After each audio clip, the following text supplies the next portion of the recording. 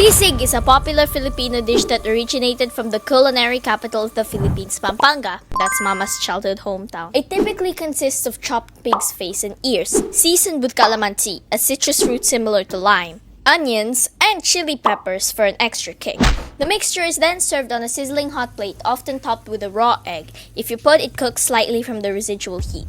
Sisig is known for its savory, tangy, and slightly spicy flavor, and is often enjoyed as a main dish or as a flavorful appetizer or pulutan, aka beer match, in Filipino cuisine.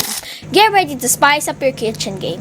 Welcome to Cook Repeat, where we bring flavor to life. Join us as we dive into delicious recipes, cooking tips, and culinary adventures, or just simple adventures. Let's stir up some magic together and explore the wonderful world of food! Sisig, a beloved Filipino dish known for its savory, tangy, and sometimes spicy flavors, traditionally involves finely chopped pork, the off-cut ones, seasoned with onions, chili peppers, and citrus, or calamansi. It's a dish that's both versatile and communal, often served on a sizzling. But what elevates sisig to a whole new level is the smoky depth that grilling imparts on the meat, making it a standout dish for any gathering. The process of making sisig on the grill is an adventure in itself, starting with the selection of pork parts. A combination of pig ears, we are going to use pig ears only for this one because Mama saw this again in our Asian butcher, and pig mask, which is the pig face, offers a mix of textures that are key to the dish's unique appeal. You can boil this before putting it onto the grill with ginger, bay leaves, salt, and pepper. I would want to cut on that process, so I will fire this up on the grill straight away. You can watch our previous video on how to fire up a grill using wood or using charcoal instead.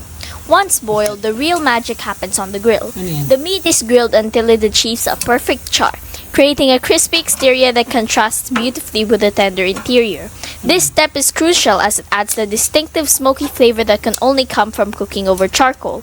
The goal is to cook the meat evenly, allowing the fat to enter and the edges to crisp up nicely. While we are grilling this, a little history on how this dish was invented. And I know I do not like history sometimes, but if it's a different history than the history that I learned in school, then fine. So be it. The origins of sisig are humble yet fascinating. The term sisig comes from the Kapampangan word sisigan, or something sour, or bisa kung magsisig, which means I want to eat something sour. Please tell me if I pronounced that wrong in the comment section. Sisig wasn't the meaty, savory dish we know today. It was a simple salad made from green papaya or guava, dressed with salt, pepper, garlic, and vinegar. Fast forward to the American, the GI, occupation of the Philippines, and sisig began to evolve. The commissaries at Clark Air Base in Angeles City would discard unused pig head, which the locals salvaged. The practice led to the innovative use of pig's head in the dish, transforming sisig into a hearty meal that utilized every part of the animal except the bone. But if only bones can be eaten, we Kapampangan will transform that into a delicious dish too. But we leave that for the dog. The modern sisig we relish now is credited to Lucia Cunanan. I think Mama is related to this person, but not this Cunanan. Also known as Aling Lusing, who reinvented the dish in the 1970s. She grilled the pig's ears and added cheeks, giving sisig its distinctive texture and flavor. The dish's popularity soared, and it became a staple of Filipino cuisine, enjoyed as a main course, a snack, and most famously as pulutan, the perfect companion to a cold beer. After grilling, let this cool down a bit before you start chopping. The meat is chopped into small pieces.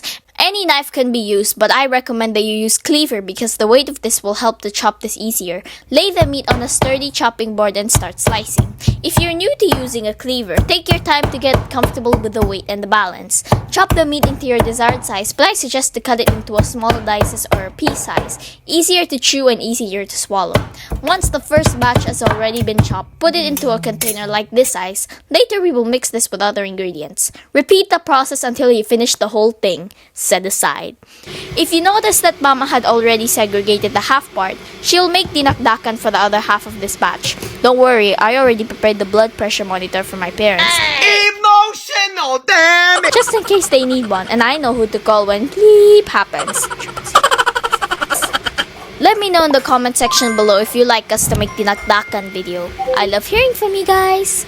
Mama grabbed 2 large sizes of white onions, white onions for this recipe. As a partial Kapampangan, I already told you all the basic and necessary ingredients.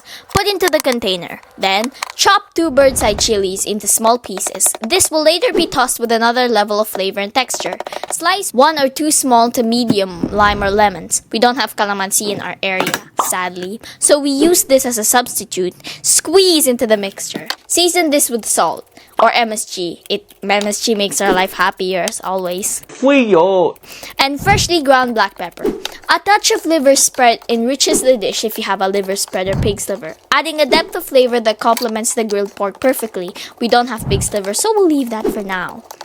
The final step is to mix the chopped meat with other fresh ingredients well until it forms one mixture. Set aside. Heat up the sizzling plate over medium to high heat until the plate is smoky. Put 2 to 3 tablespoons of margarine or butter. This is going to sizzle furiously, so be careful of the oil splash. Then add a cup of the sisig mixture or until the plate is fully covered but not overflowing. Spread out the sisig mixture on the plate, and once the mixture is already rendering its fat, this step is optional, but you can crack an egg on top and get ready to enjoy a taste of the Philippines. For those of you who are looking to recreate this dish at home, remember that sisig is more than just a recipe. It's a celebration of flavors, textures, and the joy of eating together. So fire up the grill, gather your ingredients, and get ready to enjoy a Filipino culinary classic that's sure to impress yourself and anyone.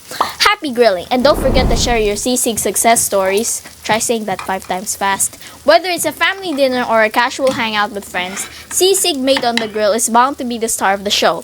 Enjoy the process, savor the flavors, and indulge in the rich culinary tradition that sisig represents. Manganta na po, or let's eat in English.